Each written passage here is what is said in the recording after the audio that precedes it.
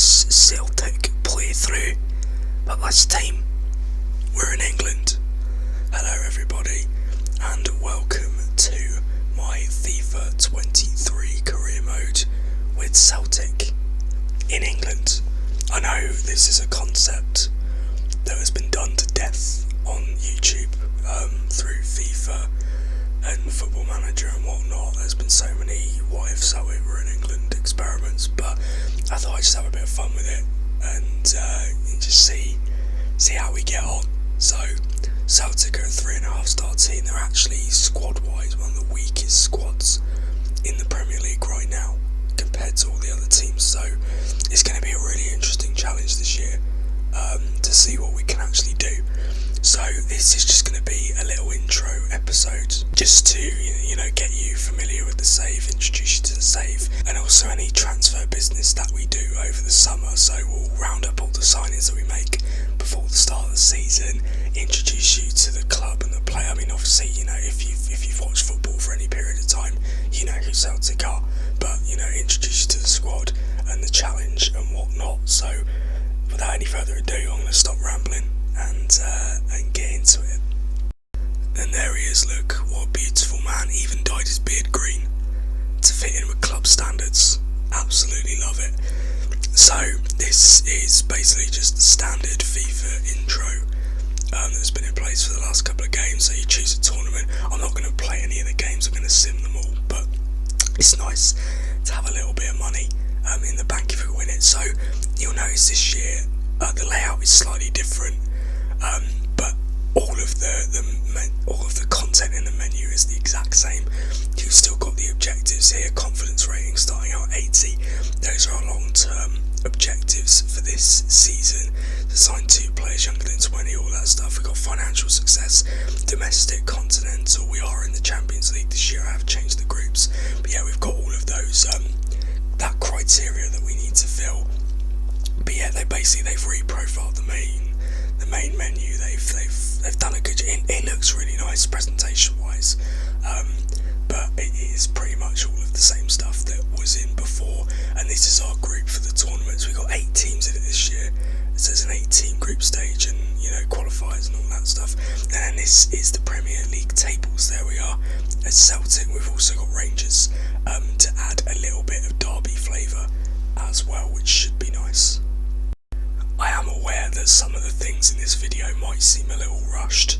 It's just that I've pre-recorded some of the content beforehand and I'm sort of doing the commentary over it, so that's why some things might seem a little bit quicker than they should be, but we are going to go into more detail with some of those things in later episodes. So this is the squad that we are starting out with before the summer transfer window kicks in. So as you can see, Premier League wise, this is not up to standard at all. This is a squad, if we're talking about overall ratings, this is a squad that could get relegated. In fact, they are probably, along with Bournemouth, that is probably the weakest squad in the league. In terms of overalls, we haven't got a single player in that starting 11 above 77. McGregor's our star player at the moment. Jota, 76, and then we've got a couple of 75s. But yeah, this is a very, very weak squad in terms of Premier League level. So my goal for the summer is just to get a spine, get a backbone. So come on, get a spine, a solid player, a solid centre back, a solid centre mid, and a striker. Everything else apart from that is a bonus. So I just want to get a solid spine in there and see what we can do. So let's jump ahead a few weeks and see what we managed to do in the old transfer window. Now this is a feature that I absolutely love. I love this new cutscene. The player meeting everybody at the club, being put through their paces and then getting unveiled at the end of it. Our first signing through the door is Nathan Ake, a 78 rated centre back from Manchester City. Very, very solid option, a left footed centre back as well. I don't know if we've got any left footed centre backs, but he's far better than what we've got. I think our highest rated centre back was 74. So yeah, he's a massive upgrade on what we had already. So yeah, for 22 million it might be a little bit too much, but we'll wait and see. Anyway, second signing through the door might be a bit of a surprising one. Anthony Martial linking up with his new teammate there already. 80 overall, obviously never really broke through at Manchester United, never quite had the form that everybody expected from him when he was younger. Will he be able to do it now that he might potentially be the main striker coming into this season? It would be interesting to see. Speaking of Manchester United misfits, we also brought in Donny van der Beek, also on a permanent transfer, and that basically completes our spine for now. I'm happy with Joe Hart in goal. We've got Ake at the back, Martial in attack, and now Donny van der Beek in the midfield, and I think he can do a good job given a good run of games. And our final signing for now is none other than Wilfried Zaha, finally making a move from Crystal Palace.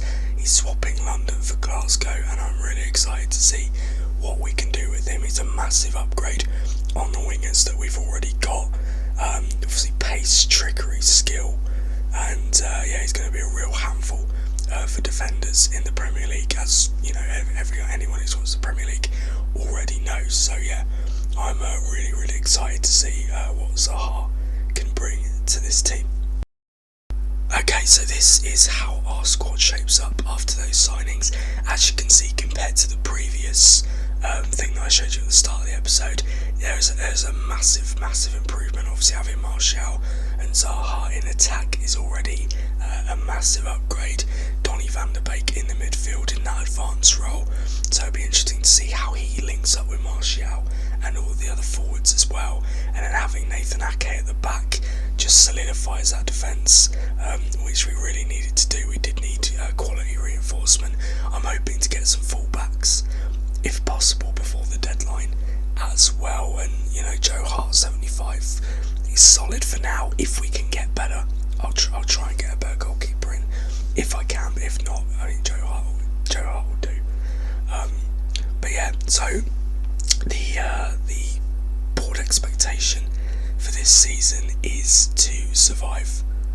I imagine not much has changed even with the new signings, so yeah, we gotta be realistic. We've still got one of the weakest squads in the Premier League, so yeah, it's going to take some adjusting as well. We've got a whole new league to get used to, players who haven't played in the Premier League before, although the fact that we brought in some Premier League experience should help with that. Obviously all the signings that we've made have all come from the Premier League. I kind of did that on purpose really, just to have players that are acclimatised to that level.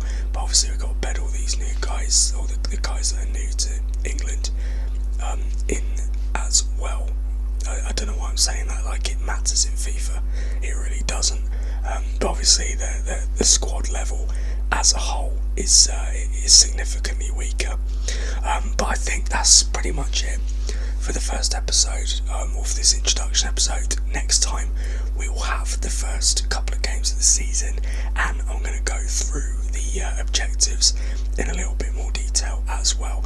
So that pretty much wraps it up. If you're excited for this new series, please consider hitting the old like button.